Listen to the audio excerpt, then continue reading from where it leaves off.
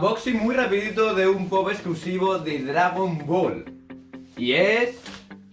Super Saiyan 3 Gotenks. Mirad qué pedazo de pop número 622 de animación. Aquí la imagen perteneciente a esta tirada de Dragon Ball. Vamos a abrirlo porque es exclusivo. Y este lo compré en Dinos, tu tienda de electrodomésticos de confianza.